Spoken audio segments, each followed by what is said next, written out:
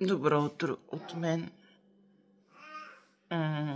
Ние с Ивче сме, тук ще изпратихме каката на детска градина и с Ивче ще ходим на консултация в час пик. Общо взето 8 часа трябва да тръгнем от нас и трябва да стигнем до болница Лозенец. Да ще видим как ще се получат нещата и колко е пораснало. Добре, ние сме вече в софийските задръствания. Веднъж в месеца ни се случва нещо подобно, тъй като живее малко по-далеч от лудницата. Та сега отиваме до болницата, за да му направим прегледа на Малчо, който си е регулярния. И имам мисия да проуча какви лекари има там, защото ми трябва мамолог за мен, тъй като никога не съм ходила. И трябва ми алерголог за дъщеря ми и очен лекар за дъщеря ми, тъй като имаме някакви проблемчета. Надявам се да са минимални. Така силно се надявам да има лекари, които работят с здравната каса, тъй като все пак сплащаме не малко здравни осигуровки, но пък ако няма, ще се доверим на платените. Така потегляме, за да видим какво и що. Добре! Ние с Сивче свършихме какво трябва да свършим. Премериха го, измериха го, прегледаха го, всичко е наред. Проучих и за нещата, които ме вълнуваха относно лекарите, къде има, къде няма. И така, сега ще изготвим една бърза мусака, за да има за до вечера за вечеря. И после отиваме на разходка, тъй като дават времето да бъде добре днес, за разлика от вчерашните дни. Защо? И така.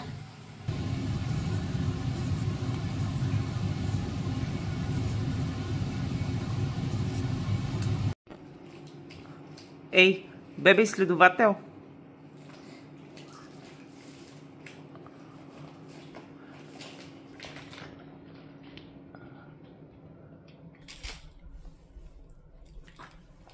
Ко мамо има там?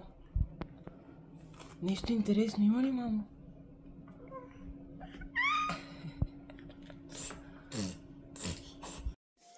Вида ми е чудесен, като на майка на малко дете, бебе. Така, муската е почти готова. Ивайло малко попълзя, посъбра бокуците от пода, след което пуснахме прахосмокачка. И сега от много време искам да му взема триъгълник на пиклер. Аз и на каката исках да й взема, обаче тогава беше ни много тясно, имахме проходилка и столче за хранене и какво ли още не. Сега поне сме на широко и имаме възможност да сложим такова съоръжение. Та съвсем случайно видях в OLX, че в града, където живеем, съвсем наблизо продават такъв триъгълник втора употреба. Розов е, но аз честно казвам не държа на тези неща, при положение, че знам, че ще го ползва някакво много малко време. Така че сега отиваме да го вземем. Разбрала съм се с жената. После Ивайло ще спи и след което трябва да отида до близкия квартал, за да си взема направление за кръвни изследвания профилактично и направление за гинеколог също профилактично. Така че днес деня ни е запълнен. Тук може да видите купищата ми пране, които съм сгънала, но не съм сложила в гардероба. Имам още 2 коша пълни, които обаче днес няма да се получат. Аз лесно ще ги изпера, т.е. пералнята, но няма кой да ги просне, така че пък сега искам да използвам и хубавото време малко да го изкарам навън, да го понапече слънцето, така че действаме и после ще се включим. Вече сме следващия ден. Къде си? Виж. Така, вида ми е все толкова окаян, като смятам, че днес ще имам време, Ивайло, докато спи. Внимавай. Да си измия косата. Къпя се, но не си мия косата. И вчера взехме триъгълника. Ето, тук може да го видите. Жената беше супер мила и любезна. И еманципацията проработи с бебе в кошче, спящо дете в тях и планина на донища и едни ледове. Получихме. Достигнахме до заветната цел. Сега какво ни предстои. Вчера си взех направления, каквото трябваше. И сега ми предстои да ходя на доктори. Нищо ми няма, просто профилактично. Столовете ми... Искам да попитам някой друг, дига ли си така столовете? Защото моя мъж всеки път недоволства. Аз с това искам да кажа, че кухнята е затворена и кой ял е ял. И ресторанта вече не работи. И общо взето, за да мога да изчита под масата по-добре, затова ги дигам така. Ето, тук имам едно бебе в краката. И съм все още по пижама. И виж, мамо. Да. И сега това бебе ще яде. После ще ходим на разходка до Фантастико, за да напазаруваме. За да се полюбуваме на хубавото време. И така.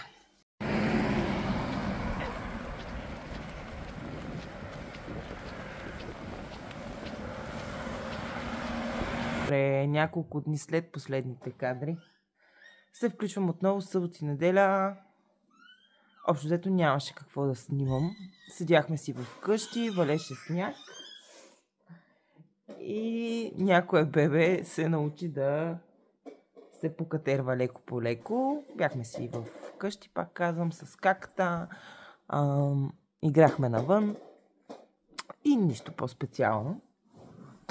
Не, че като цяло ми се случва нещо специално през деня, но тук що ги изпратих на детска градина. Т.е. не на детска градина, таткото на работа. И сега наглеждам бебе, на което трябва да му направя закуска, но не искам да е пак някакво пюре, някаква каша. Искам да му направя нещо, което да яде с ръце, тъй като явно му избиват зъби и общо взето няма голям интерес към храната. С кака му нямах никакви проблеми, ама никакви. Тя ядеше всичко под всякаква форма. И на кашесто, и с ръчички по-късно.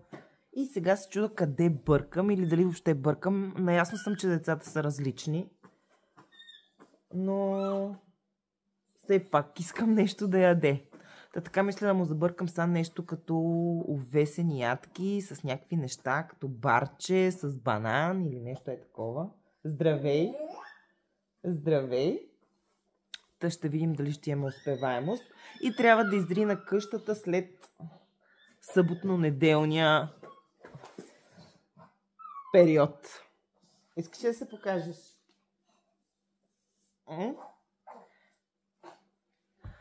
Ето го, Ивче. Да. Ще чистим ли?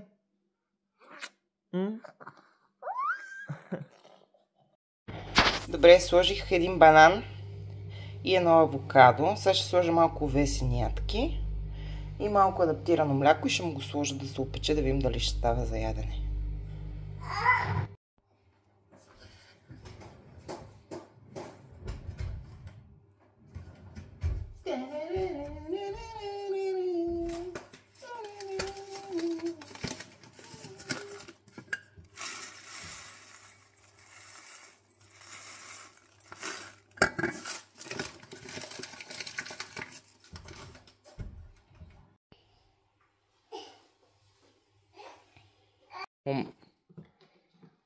Момента на истината.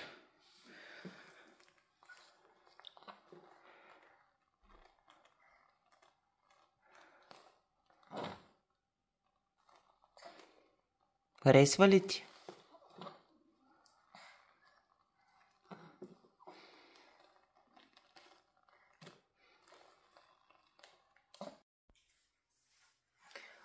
Сега. Ивайло се наспа.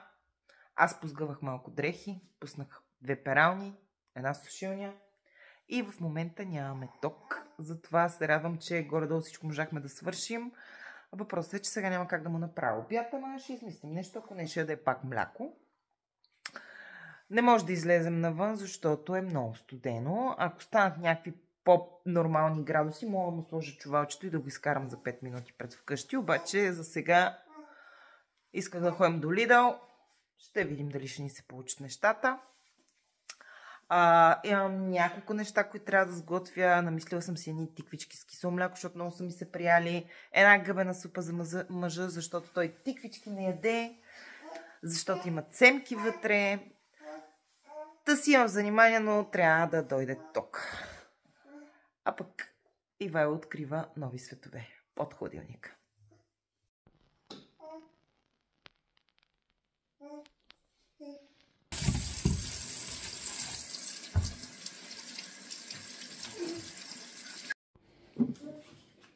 И тиквичките съм си ги нарязала. Слагам и малко олио. И ги слагам в фрайера за... ще видим за колко.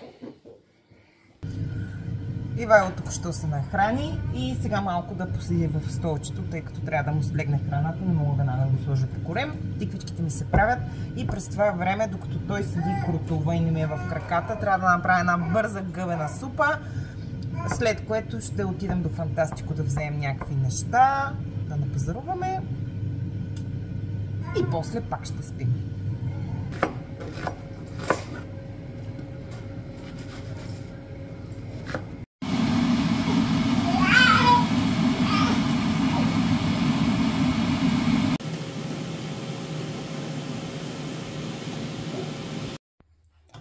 И така, супата ми е готова.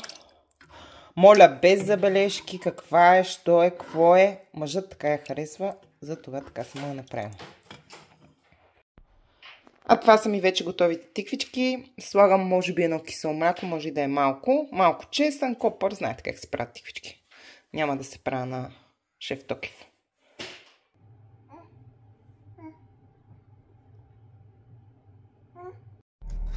Добро утро на следващия ден. Ние с Ивчо отиваме да вземем една пратка от някакъв бокс тук в града, защото съм поръчала неща за рождения ден на какта, който наближава. И отиваме да напазаруваме нещо от месарския и от плод и зеленчука и после се прибираме навън. Зверски студ, обаче нямаме избор. Така, взех си пратката от Тему, която чака много време, или поне на мен много време ми се стори. Като сега искам да ви покажа, ще организираме за втора поредна година рождения ден на дъщеря ми в къщи. Ела насам. Ще организираме рождения ден за втора година в къщи, тъй като общо взето... Защо го организираме вкъщи? Първо, защото имаме пространство. Правили сме го в детско купче веднъж, третия рожден ден, понеже първи и втория, първо, че нямаше приятелчета, кой знае колко. Второ, че беше COVID. Третия рожден ден го направихме в купче, от което бяхме изключително доволни, между другото. Тук може би трябва да вметна, че ние с мъжа ми сме... Общо взето сме сферата на храната.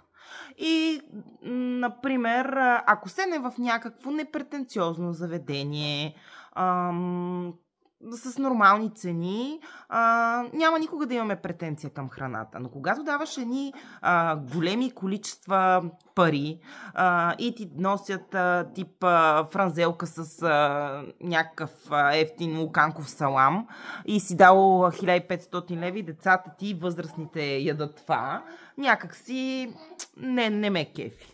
Мене. Него му е се тая. Но от първата година, когато го празнувахме, бяхме много доволни, но съзнахме, че вече живеем в по-голямо жилище и може да си позволим да отпразнуваме рождения ден в къщи. Миналата година беше много яко, имахме 3 аниматора, смятам, че на децата им беше добре. И затова втора година решихме да дадем, разбира се, на детето да си избере. Аз си казах така: ако го правим в къщи, ще имаш повече пари за подаръци. Въпреки че, честно казано, не съм теглила чертата миналата година, много по-евтино ли ни излязло, тъй като знаете, че и времето е пари в крайна сметка. Тогава направихме аз и майка ми и сестра ми всякакъв вид кетъринг, това, което може ние да направим. Викнахме 3 аниматора, за децата имаше пица, Не я направихме ние, купихме я, но поне моите впечатления лични са, че децата на рожден ден почти нищо не хапват, защото играта е много по-важна от това какво ще ядат. За родителите се бяхме постарали малко повече, поне нали, така смятам аз. Надявам се всеки да е останал доволен. Изкарахме си много хубаво, нямаше щети по собствеността.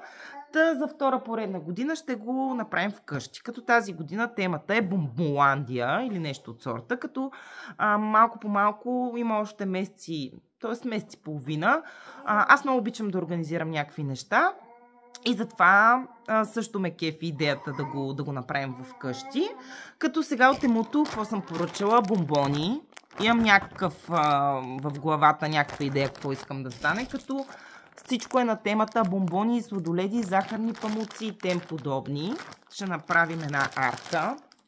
Поръчала съм за масата на децата една е такава с донътс. Тъй като моето дете шоколад не яде, но нещата, които... Бебето на заден фон. Да.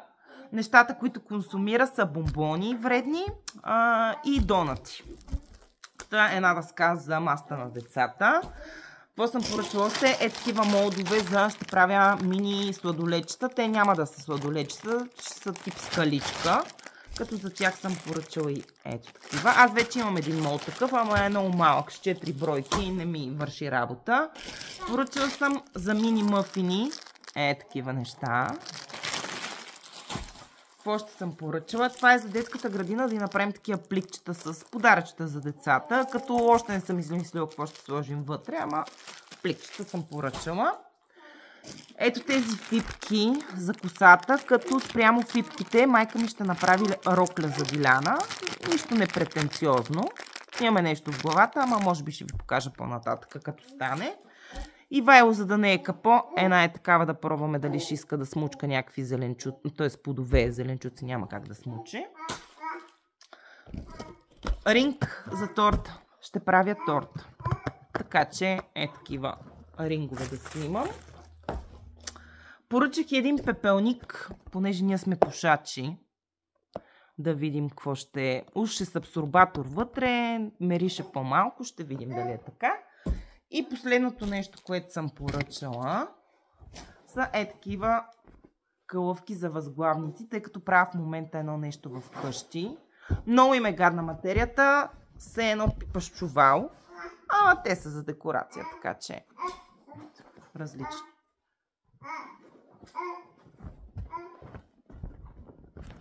И това е от Темуто. Като най-вероятно ще пусна поръчка от Shein, защото там съм харесала други работи, но ще видим в времето какво ще поръчам.